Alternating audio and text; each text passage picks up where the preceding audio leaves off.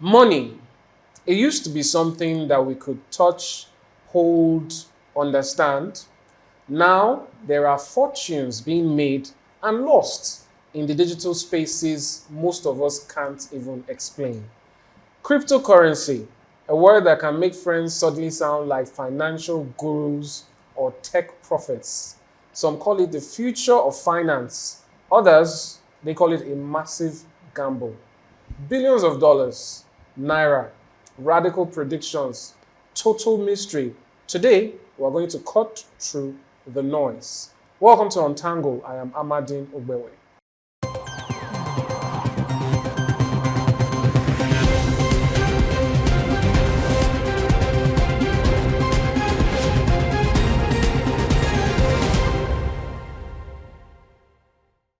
All right, welcome back. This is still Untangle. I'm joined now by an expert in the field. He is one in cryptocurrency and the intersection with artificial intelligence, talking about the founder and CEO of Candle Web AI, David. Welcome to the program. How are you doing? I'm good. I'm good. How It's about good to you? have you back again. Thank you so It much. was an enlightening one the last time, and we just had to keep it going. Oh yeah, it was a wonderful session. Thanks for coming. All right, now let's go to the matter at hand today, cryptocurrency. What exactly is it, and how does it differ from the traditional idea of currencies that we've known all along? Well, I think there isn't much to it, right? I think beyond the fact that it's digital, right? The original idea of the person who created, or the group of persons that created the first ever digital currency, which is Bitcoin. I think they go by the name of Satoshi Nakamoto, or he goes by the name, or she, right? Yeah. Because I mean the person is unknown. Is for us, for humans to be able to have a financial system that is not centralized, right? Something that is decentralized, whereby you're able to own your finances, right? So, for example, if you're looking at your traditional banks, you would know that you don't really own your money, right? The banks control your money, and if you have a bank account and your money is in the bank account and all of that, they could freeze your accounts, they could do whatever. But with digital assets, right, once it's something you can easily have on your phone, on your laptop, on a hard drive or whatever, and you're in full control of it. It can't be frozen. No, it can't be frozen. Except maybe you have it on an exchange, a centralized exchange, right? Which is, of course, centralized exchange. That's when that can happen. But if you're using a decentralized wallet or a decentralized exchange, your money can't be frozen. It's totally in your custody. Well, that's interesting, but still, some of the definitions that apply to what a currency is, one wonders if it does completely to cryptocurrency. But I understand it's built on a technology, a blockchain. How Oh, does yes. that work really? What does that mean? All right. So I like to keep things very simple. So I don't like going into jargons to confuse people. So basically, what a blockchain is an electronic and open ledger, right? So what is a ledger? A ledger is just a document that you enter records, right? So before the advent of computers, if you go to the banks, then they had this huge sheet whereby you make deposits, they write it in, you make withdrawals, they write it in. But the difference between that and the blockchain is it's closed, right? So you can't have access to any other person's bank transactions, right? Except for that person, or except you work in that bank and you work in a department that deals with such records. But with the blockchain, it's totally open. Anyone can go in there, see transactions that are going in and out and all of those things. The only difference is it takes extra steps for you to be able to know, okay, who did what, because the only things you're going to see there are just addresses, which I think I'll explain that much later. All right, fair enough. But I think we would also need to know, is this a new concept or is it something that's also been around for a while? And also, if we could still go back to what it really means, the basics of it, because when we say cryptocurrency, some persons think of Bitcoin, others think of other coins and all of that. At the basic level, what really is it? Is it something that someone draws on a paper and puts on the internet? How does that work? Okay, so firstly, some persons call it cryptocurrency, some persons call it digital currency, right? For me, I think digital currency is a lot more better, right? Because of the fact that, right, to the technology behind this. But the idea of digital currencies is not new, although Bitcoin is the first to come out that is publicly used. right? But there have been theories around it for the longest, right? So I can't remember the date, but it's been around for the longest, and there have been a lot of research papers of scholars talking about it, talking about having a decentralized financial system because of the fact that a lot of people believe that the traditional financial system have failed people for the longest. So when we say things like one Bitcoin is equals to $100,000, how does that happen? Who's deciding these things? It's perceived value, right? It's passive value. If I want to sell my phone to you, for example, right, and I tell you this phone is worth 3 million naira, right? So it's either you buy or you don't buy, right? And if you buy it, automatically what it means is that wherever you go, this phone is worth 3 million naira. And if you're going to sell it to someone else, you're either going to sell it that amount or more, depending on how you perceive the value at that time, right? But beyond perceived value, right, it still has to do with the law of demand and supply, right? So if there's more people buying Bitcoin and there are people selling it, of course, the ones that are selling are going to increase the amount, right? And then if there are more people selling than those that are buying, the only logical thing for anyone who wants to buy is to reduce the amount that they are willing to pay to buy it. So that's where the price or value of these assets come about. All right. A lot of people believe cryptocurrencies are used for crime and all of that. Why is that a perception people have? Well, I think that's true and false at the same time because it applies to everything. I mean, even traditional financial system like the naira, the dollars, whatever fiat currencies out there, right? People have still been using it to commit fraud, right? So it all depends on the person who is behind the wheel, the person who is using it, right, and their intentions, right? But whether it's cryptocurrency, whether it's fiat currencies, whether it's gold, diamond, I mean, it all depends on intentions. All of this could be used for fraud, right? All right. So maybe you can help us break down what's been happening recently with cryptocurrency and different governments. In Nigeria, I know there's been a little bit of back and forth around 2021 or so. The CBN banned, maybe not cryptocurrency itself, it banned institutions under its purview from participating in or allowing such transactions within their systems. Fast forward, we had the SEC coming in, and there was this disparity and all of that. So the more recent period where we have the EFCC saying that there's a lot of things going on and that Binance is complicit. This same Binance in the US has also been indicted, having to pay fines, and I think there's even some talk of jail time and all of that, that they also aided terrorists and all of that. So it's giving, perhaps not terrorists, other bad actors. So it's giving the impression that something is wrong, and some countries want to or are banning it, and others are doing all of that. So what would you say about the relationship between cryptocurrency and different governments and these things that we're seeing happening thereabouts? Well, for me, I believe where there are no laws, people would do whatever, and you wouldn't blame them for it, right? You're the one that didn't set a standard or rule that is supposed to guide them or guide the way they live through life, right? So it's the same thing with cryptocurrency and a lot of other emerging technologies. I mean, during the last one, we were talking about AI, we talked about regulations and all of those things. From the way I see it, I believe that in the nearest future, we would still see some companies, right, that are having issues with the government, right? Maybe sanctions on all of those because of the fact that they have broken certain regulations that have been put in place. Not that they broke it now, but they broke it in the past when those regulations were not in place, right? So it's the same thing, right? And if you look at around a lot of countries, there are no particular regulations or policies around how people should deal with cryptocurrencies. Is now that a lot of governments bodies are coming together to say, okay, let this be allowed, let this not be allowed, and all of those things. So for me, I feel it's all about regulations and policies, right? So when you let people know that, okay, this is how you're supposed to deal with this asset class or commodity, right? Anyone who is found wanting, yes, that person should face like the law and all of those, right? But if there is none, you wouldn't blame anyone for the way they do it because there will always be bad actors.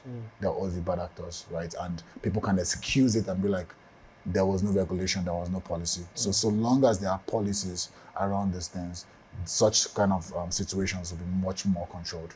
All right, that's fair enough. I hope this question is not too personal, but How do you navigate, as someone who is in the business of cryptocurrency and AI, with the attitude or the stance of the government?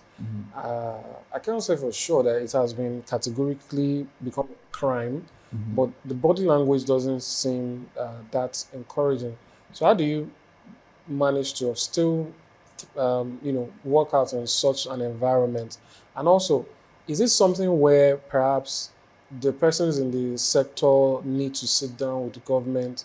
If so, what are the recommendations? What's the middle ground that can be met? All right. So for the first question you asked, right? How do we navigate this since is Without being in violation? yeah, without being in violation. So first, my company Candle Web AI, right? What we do is we use AI to automate trading, that's cryptocurrency trading, in a way that someone who has zero knowledge can get involved and make money and all of those things.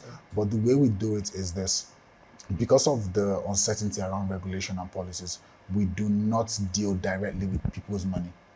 Right? So there's no point in time you're sending us your Naira or you're sending us your cryptocurrency because, I mean, we don't exactly know where you got it from. So we don't deal directly with you. Instead, what we do is we provide our AI system as a plugin, right, to popular exchanges. So depending on where you are in the world, you can just connect our AI to the exchange that you're using, which of course, depending on the country where you are, most countries have enforced KYC for most exchanges. So the person would have already conducted their KYC in that particular country. Just for those who might not know what KYC means. Know your customer. Okay. Yeah, they would have conducted know your customer. So they would have provided valid ID and all of those things to that exchange. But all in all, we don't deal directly with your funds. You just use our plugin on your exchange. So our belief is that the exchange you're using, depending on the country, they've already carried out their due diligence. They're already abiding by the regulations and policies of that country. Right. So maybe we'll get more into regulations and maybe what they can look like. But still speaking on people trying to get into cryptocurrency and all of that, is there, or maybe I should use an analogy. For instance, around the world, I think you might not find, if it exists, I don't want to be so categorical to say, if it exists, I probably might not find anywhere where knives are banned because you use knives in the kitchen and you cook with it. Sure. But you can also use knives for dangerous things. Very true. But there's no ban there, there's no regulation really. Very true. On the flip side, when it comes to a gun, maybe there are other uses for gun that doesn't require hurting people. Maybe you use it to open locks, whatever. I don't know what that could be. Yeah. But there's regulation for guns because the capacity to cause harm is there. So now what we're seeing with, even from your explanation of cryptocurrency, is that sometimes you can't trace, or it's not something you can lock down, so to speak. So it is to an extent, or isn't it to an extent, something with great capacity for perhaps good and also for evil that might be attractive to bad actors as a negative, so to speak? Oh yeah. I totally believe it's something that would be attractive to bad actors and even good ones as well. But why it's going to be particularly interesting to bad actors is because of, one, the way the technology is built, right? The idea that it's untraceable. I mean, coins like Monero, right? There's literally no way you can trace it. I think Bitcoin at some point you can, to a degree, right, trace it, right? Especially when it goes through exchanges, centralized exchanges. So if you're a government institution, government, let's say a security body, right, in the government, you can reach out to some of those exchanges and they can give you those persons' information and all of those.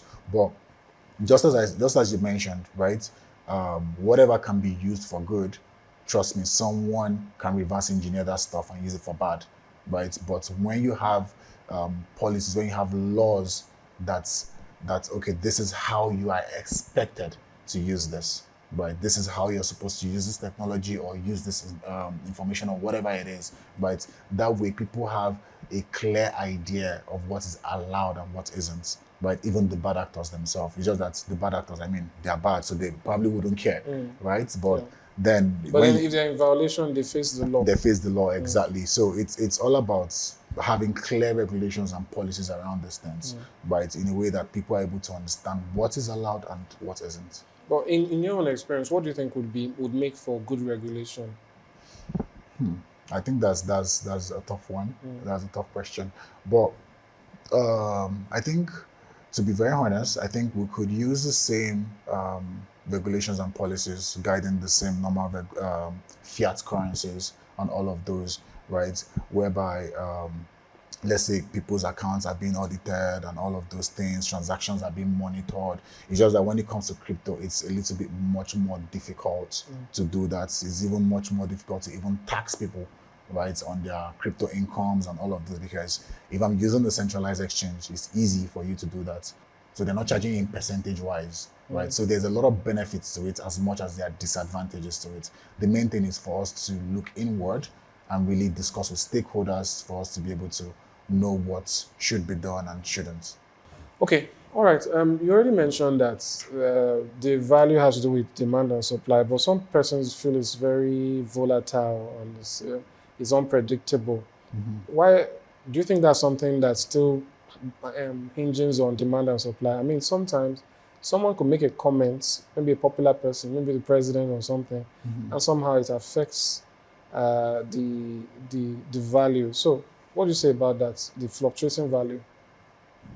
I think most things are volatile, right? It's just that cryptocurrencies are a lot more volatile than traditional currencies. If you're trading forex, right, you'd still tell that other currencies are volatile, just that you wouldn't see the same thing. And even what you mentioned about someone making a post or something, it's still the same thing that happens, right? You would see things like, let's say, for example, US election affecting the forex markets, right? And all of those things. So it's basically the same thing. It's just that with crypto now, a lot of people who, let's say, got in early and maybe they are billionaires or they are CEOs of certain companies and all of those, because of the amount of influence that they have in the industry, right? They saying something can actually make like something really big happen in the market, right? Which is why a lot of them are kind of being careful and all of those things because of things like insider trader and all of those things, right? But I mean, without the volatility, you hardly make money. Yeah, That's true. That's true. Anyway, I think we'll take a break there, and when we return, we'll delve further into breaking down what cryptocurrency is really about. Don't go anywhere.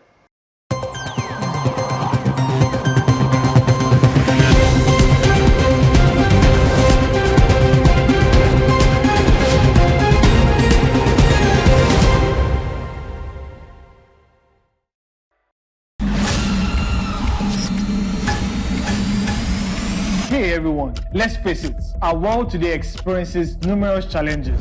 And guess what? Our community isn't off the hook either. Most of the world issues are either not talked about enough or never talked about at all. But here on Timeline, we've got you covered. We dive deep into issues that affect us every day, leaving behind footprints of wisdom, knowledge, and solutions. Think of it like a roadmap that keeps you on the track for success. So buckle up, because in this new season of Timeline, we're taking another trip through the past, the present, and navigate into a more promising future. Again, we're talking solutions, people, and let's make one thing clear. This is not your average blah blah blah convo. This is real talk with a side of inspiration and a sprinkle of wow. I never thought about it like that. I'm your host on this impactful ride. Together, we'll tackle the tough stuff, laugh a little, and find ourselves on the path to positive change. So what are you waiting for? Season 2 of Timeline will be loaded. Let's get started. Hop in and let's drive straight into the heart of issues shaping our world. Let's go. Oh, one more thing. Hit that subscribe button and let's take this ride together.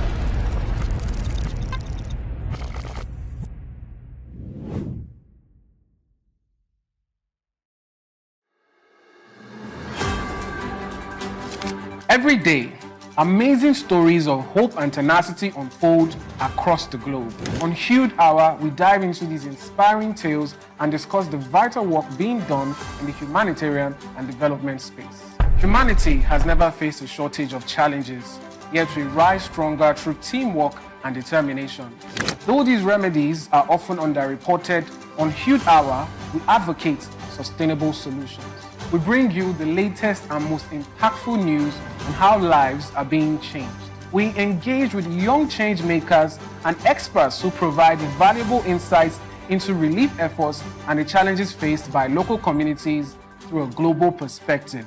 Join us every Wednesday by 8 a.m. on Huge Network's YouTube channel as we embark on this journey of positive change.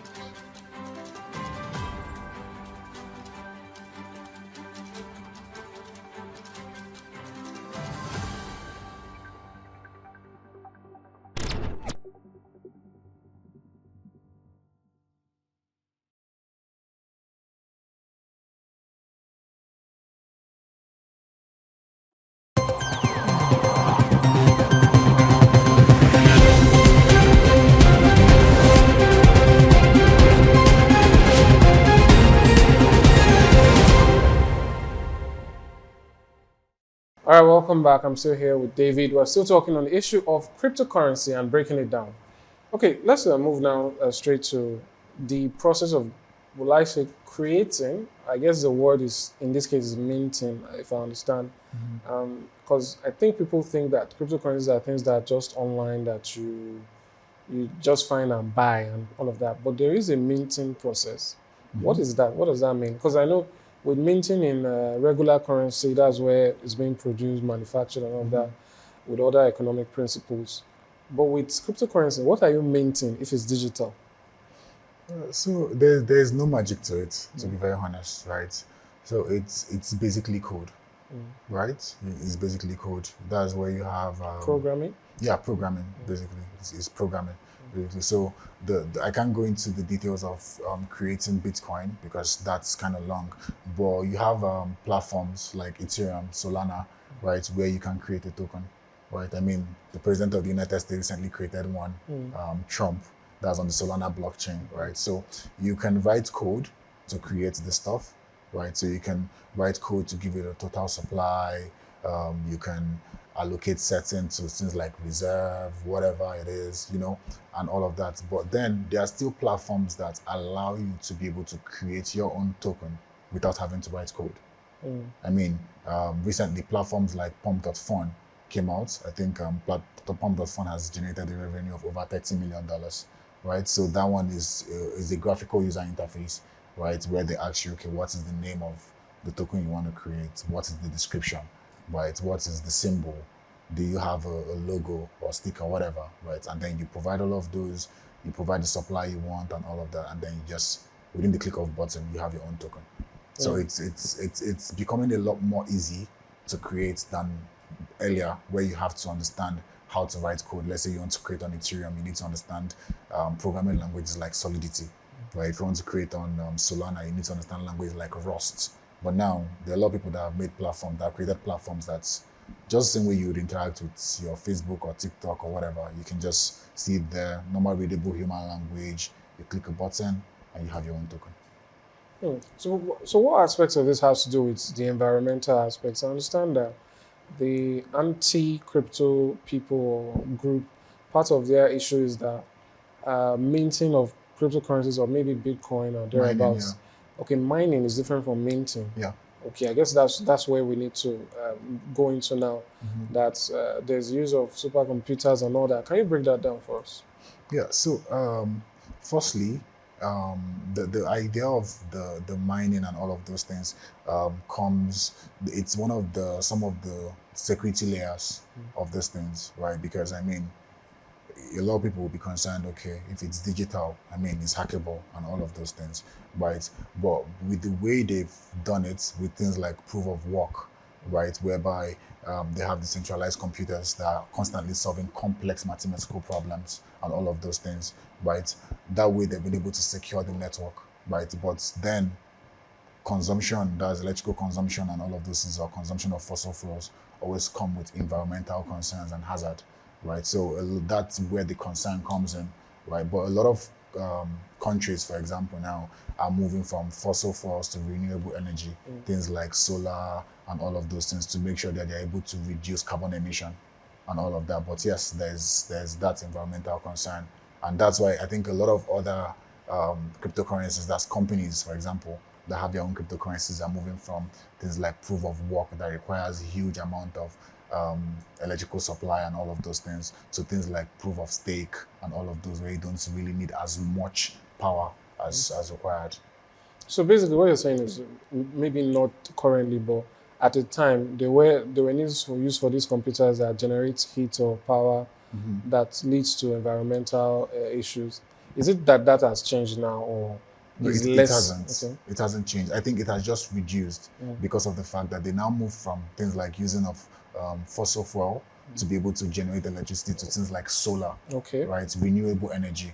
I mean, if you're using solar, for example, it has no harmful effects to the environment. So it's just they moving from the way they are able to generate power, right, which is fossil fuel, which is harmful to the environment. So a much more. What about the question of these computers giving off heat, leading up to global warming and all of that? Yes, the heat and all of that is not as serious as people think it is. So it's mainly the power generation, right? Because these computers need power to be on. So it's the way that the power is being generated is what causes the concern. Which, as I mentioned, they use fossil fuel, which of course is very harmful to the environment. But if they are using things like renewable energy, let's say for example, solar, for example, right? I mean, that has zero effect. It has zero carbon emission, right? So that way it doesn't have any effect on the environment. Computers don't generate carbon. They don't emit carbon. There's no carbon emission from computers. But the way you use, the way you generate power for them is what can generate carbon. Right. So if you could correct or maybe address any big misconception about cryptocurrency, what would that be for you? Okay, so I think for me the biggest is a lot of people have this idea that if you go into crypto today, tomorrow you're a millionaire, right? It's not like it doesn't happen, but rarely, right? A lot of people who have been in the crypto space, if they would be honest with you, they will tell you they've lost a lot of money, right? There are people who get lucky, right? But that rarely happens. So it's not a get rich quick scheme, right? It's just like you trading the stock market or the forex market, right? So you need to do your due diligence. You need to understand how it works and all of those. And then if you can't, or you don't understand, or you don't have the time, then it's best to use platforms, right, that can do that for you. Because if you're trading crypto, it's just like every other investment system, right? It's just like every other investment system whereby if you have a long-term perspective to it, it's more beneficial to you than when you have a short-term perspective to it, right? So let's say, for example, if you're trading cryptocurrency today and you're looking at making 200% on that coin, be rest assured there's also a chance of you having a 200% loss on the same thing, right? So I think people should be a lot more patient, right, when it comes to trying to enrich themselves through cryptocurrencies. They should do their due diligence, acquire the necessary knowledge needed, and they should also be patient. It's not a get rich quick scheme. Indeed, and I think what's funny to me or what's interesting is if cryptocurrency is meant to be like a currency, it's interesting how it's almost being used as investments more like or people using it. Like the question is there anybody in the world who uses Bitcoin or Ethereum to pay for things? Like the typical way money works, or it's just an avenue? Because I imagine people saying, I want to buy dollars, I want to sell dollars, and that's all dollars is used for. No one ever actually takes that money and buys something. So I wonder, in that regard, is it even, is it something that has worked? Because we have some persons, some real key stakeholders who are very anti-crypto. I think the billionaire Warren Buffett is one of those who's anti it because he feels it's almost like a scam or something like that. So how does that work really? Yeah, I think there are countries. I think is it Ecuador? I think I was reading the other day. Is either Ecuador, El Salvador, or El Salvador? One of them. I think they said they want to start accepting Bitcoin as a legal tender, which means you can walk into a store and you can spend it, right, and all of those. And also, I think one of the reasons why a lot of people like supermarkets and the rest don't really accept these things is because of how volatile they were or they are, right? I remember in 2018 when I was working with Dash, then I was in Kaduna. We had a lot of supermarkets that we had to talk to and be like, okay, you guys should start accepting Dash and all of that. I think we got a total of about 5 supermarkets to start accepting it. But what we had to do behind the scene is, as they are getting it, we're buying it from them and we're giving them fiat, we're giving them naira, right? So that way they don't have to worry about volatility. But to someone who is going there to spend their Dash, all they are saying is that we're spending Dash, right? But we behind the scenes, we know that we're collecting that dash immediately and we're converting it to naira, so that in case there is a retracement or maybe the asset goes down, the supermarket and the owners don't have a loss or any of those. You get, so that's just the thing. But in regards to what you said regarding Warren Buffett, I mean, he's I think he can be regarded as a genius, right? He's highly respected. But one thing is, the fact that you're a genius or you're highly respected doesn't mean you're always right. You have the likes of Larry Fink, the CEO of BlackRock. I think he was one of those that still came out about and said it was a scam and all of those. But I mean, look at it now. You have the ETF, right? That's exchange traded fund, and BlackRock is one of the highest users of that. I mean, a lot of their investors, right, are using that, including Bitwise and the rest. So I think over time, the whole I don't even think as at this point. I think it's demeaning to still regard Bitcoin especially a scam, because I mean, even countries are adopting this, right? Trump said Bitcoin is going to be an alternative reserve asset for the US, right? The other day I was reading about 12 states already pushing for that. A lot of companies, Fortune 500 companies, are also adopting the idea of using Bitcoin as an alternative reserve asset. So it's moved past that stage of it being regarded as a scam. And I think anyone who is seeing it as a scam is either just plain dumb or just negligence, to be honest. Well, that's a strong opinion there. So let's end it with this. What would you say are still some ethical concerns surrounding cryptocurrencies, and also what would you say to the average person out there? It's not really new, but it's something that's gaining momentum. How does the average person, look at this and plan their lives, or understand how changes might come and how best to position themselves? It all starts with knowledge, to be honest, right? It's hard for you to make the best use of something you do not understand, right? So for me, I feel the best place to start is first acquire knowledge, right? You can go online, take a course. I think my company is even currently offering a course on blockchain basics, right? Where we're teaching people for free for them to be able to understand how these things work. Because one thing that personally I've seen over the years is whenever the market is going, whenever there's a bull run where everything is just going up, you see a lot of people that have no idea what this thing is about. They just jump in, they throw in money here and there, and by the time they lose money, they come out crying, shouting it's a scam and all of those things. So I feel people need to get educated about this thing, understand how it works. And I think another thing I believe that people need to also have a strong understanding of is personal finance, right? So I've seen people in the past that all their savings, they just throw it into Bitcoin or this or that. And I'm like, that's wrong, right? You should be able to segment your income, right? You could have things like, okay, you're putting this amount into your savings, you're putting this amount into, let's say, your expense account, then you have an investment account, and then maybe even the investment account, you have other kind of investments, maybe real estate, stock, bonds, forex, whatever it is, right? So, as I said, I just feel people need to be a lot more educated about these things before they indulge with the technology or they get involved in it. Fair enough. Thank you so much, David.